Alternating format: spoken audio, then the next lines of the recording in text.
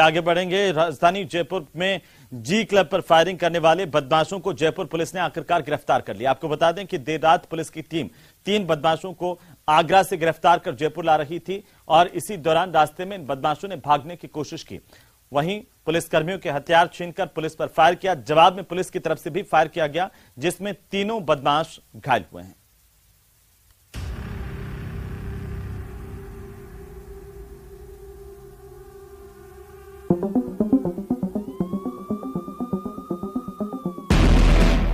आगरा में पकड़े गए लॉरेंस गैंग के गुर्गे। रास्ते में पुलिस की हुई मुठभेड़। पुलिस की गोली से घायल हुए लॉरेंस के गुर्गे।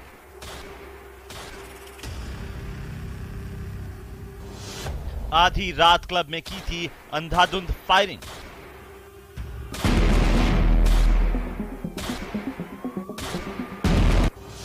एक करोड़ की मांगी थी फिरौती।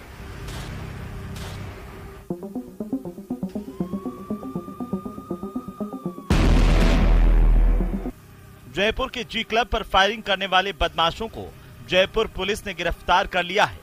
जयपुर में फायरिंग की वारदात पुलिस के लिए बड़ी चुनौती बनी हुई थी। 28 जनवरी को लॉरेंस के गुर्गों ने इस घटना को अंजाम देकर 1 करोड़ की मांग की थी।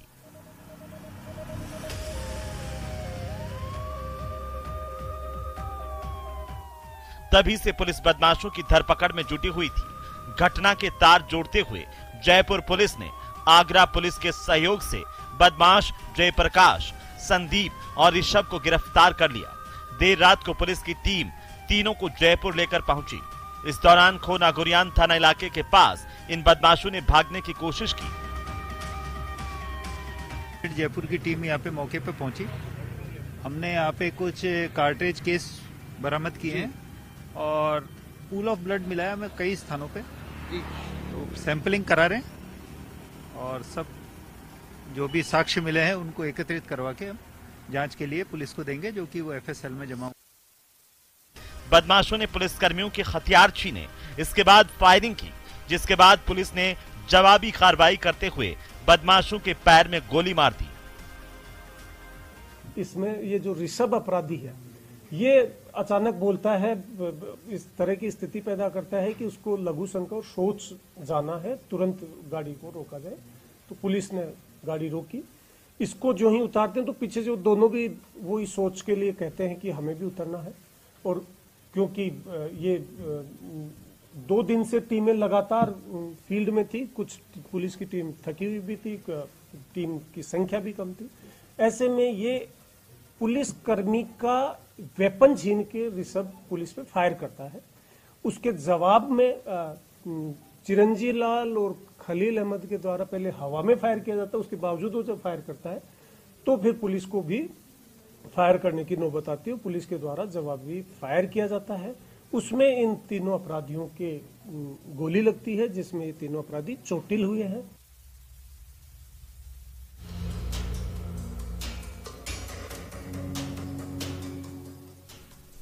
फिलहाल तीनों बदमाशों को जयपुर के एसएमएस अस्पताल में भर्ती किया गया है, जहां पर उनका इलाज जारी है।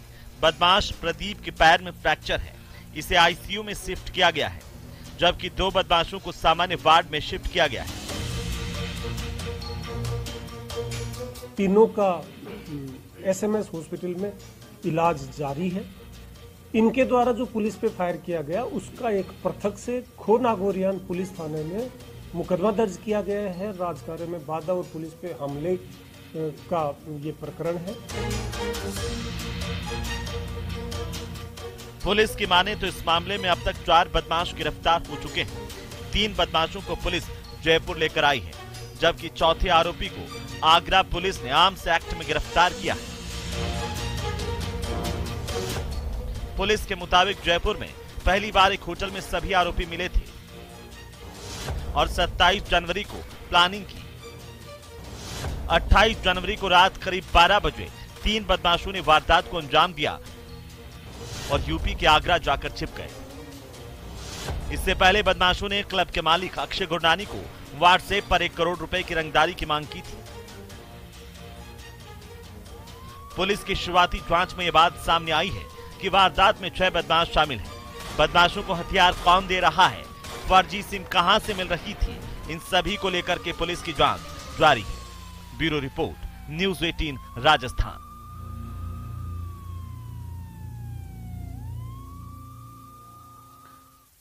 तो चलिए आगे बढ़ेंगे। गैंगस्टर राजू ठेहट हत्याकांड के 2 आरोपियों को झुंझुनू पुलिस ने आखिरकार अजमेर जेल से प्रोडक्शन वारंट पर गिरफ्तार किया और गुढ़ा थाने में लाकर पूछताछ की। दोनों आरोपियों को पुलिस पौंख गांव ले गई, जहां पर पूछताछ के बाद गुढ़ा पुलिस ने दोनों को उदयपुर वाटी कोर्ट में पेश किया। यहां से दोनों बदमाशों को जेल भेज दिया गया। थानाधिकारी वीर सिंह गुर्जर ने बताया कि गुढ़ा थाने में हार्डकोर बदमाश जतिन और सतीश के खिलाफ पुलिस पर जानलेवा हमला करने और फायरिंग करने का मामला दर्ज था, जिसमें पूछताछ की गई।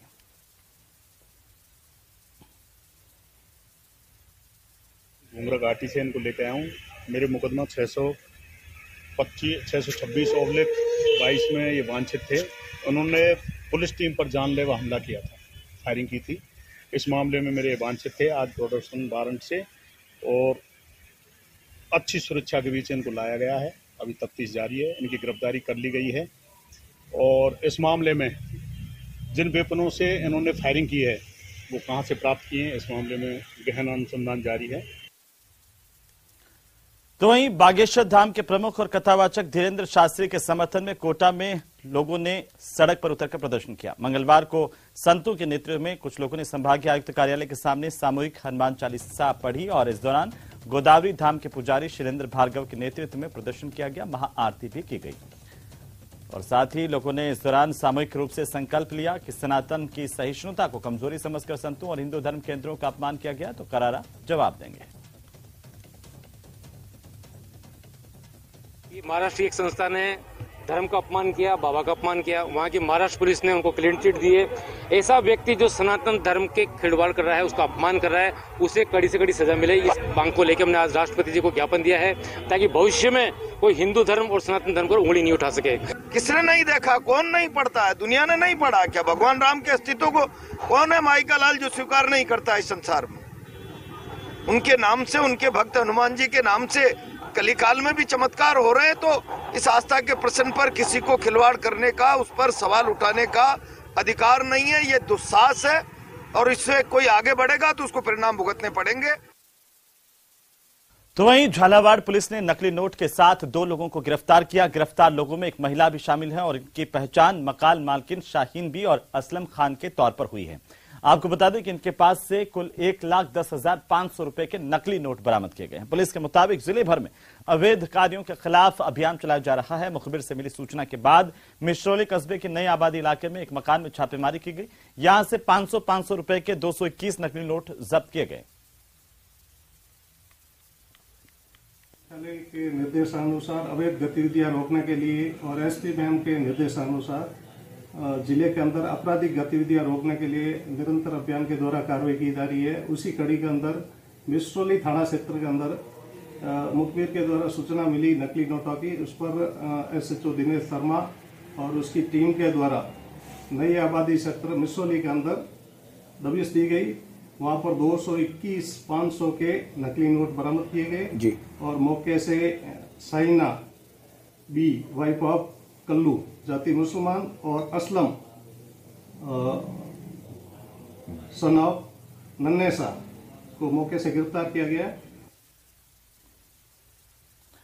तो चलिए अगली खबर का हम रुख करेंगे। प्रधानमंत्री नरेंद्र मोदी 12 फरवरी को दिल्ली मुंबई के एक्सप्रेसवे के पहले चरण का उद्घाटन करेंगे। प्रधानमंत्री मोदी फरीदाबाद के सोहना से राजस्थान के दौसा तक करीब 210 किलोमीटर के पहले चरण का उद्घाटन करेंगे। एक्सप्रेसवे के उद्घाटन होने के बाद जयपुर से दिल्ली का सफर घट करके 2 घंटे का होगा। पिछले दिनों केंद्रीय सड़क परिवहन और राजमार्ग मंत्री नितिन गडकरी ने एक्सप्रेसवे का उद्घाटन जल्द होने की बात कही थी। आपको बता दें कि दिल्ली मुंबई एक्सप्रेसवे भारत का सबसे लंबा एक्सप्रेसवे होगा। इसकी कुल लंबाई 1350 किलोमीटर। और एक और जरूरी बात यह है कि दिल्ली मुंबई एक्सप्रेसवे में एंट्री लेते समय टोल नहीं कटेगा। जब आप हाईवे छोड़ेंगे तो टोल का भुगतान आपको करना होगा। एक्सप्रेसवे पर जितना सफर करेंगे उतना ही टोल आपको देना होगा। जयपुर से दिल्ली 2 घंटे में, जबकि जयपुर से मुंबई तक का सफर महज 10 घंटे में पूरा होगा। देश की पहली इलेक्ट्रिक लेन भी इसी एक्सप्रेसवे पर बनाई जानी है। फिलहाल ये एक्सप्रेसवे 8 लेन का है, जिसे भविष्य में जरूरत के हिसाब से 12 लेन का किया जा सकेगा।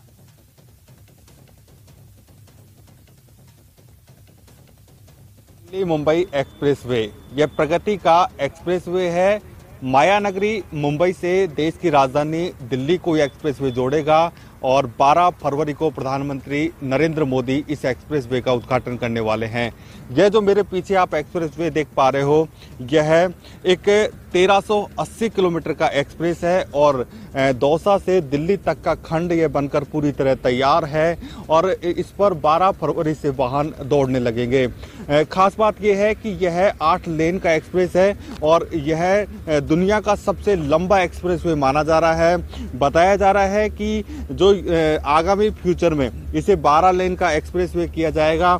ऐसे में जैसे जैसे ये समय आएगा तो ये लोगों को काफी फायदा होगा इस एक्सप्रेसवे से और यह कई राज्यों को जोड़ने वाला है, जिसमें गुजरात है, राजस्थान है। ऐसे में कई देश के कई राज्यों के लिए यह आर्थिक प्रगति का आधार होगा।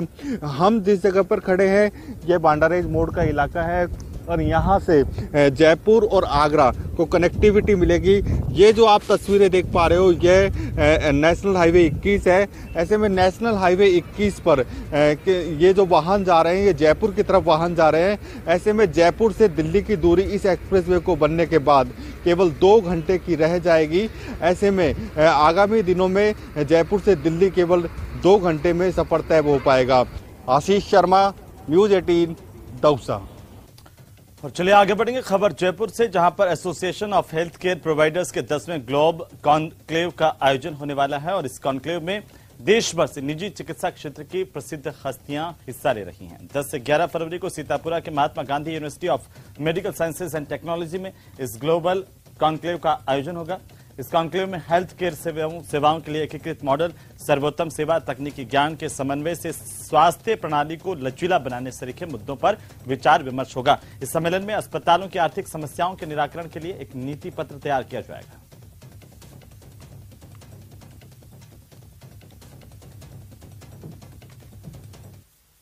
क्वालिटी हेल्थ केयर जिसकी वजह से जो हम बीमारियां दूर will cost something, absence of it will cost may cost you the life. तो हमें ये बात ध्यान रखनी है। और प्राइवेट हेल्थ केयर इस समय आपको मैं बता दूं 85% जो टर्शरी केयर बेड्स हैं पूरे देश में वो प्राइवेट सेक्टर के पास है। तो वहीं परमाणु नगरी पोखरण में 2 फरवरी को मरु महोत्सव का विधिवत तौर पर आगाज होगा। पोखरण में प्रशासनिक अधिकारियों ने तैयारियों को लेकर के अपना होमवर्क पूरा कर लिया है। परमाणु नगरी पोखरण में 2 फरवरी को मरु महोत्सव का विधिवत आगाज होगा। पोखरण में प्रशासनिक अधिकारियों ने तैयारियों को लेकर होमवर्क पूरा कर लिया है। कैबिनेट मंत्री शाले मोहम्मद ने मरु महोत्सव को सफल बनाने की कमान संभाल रखी है।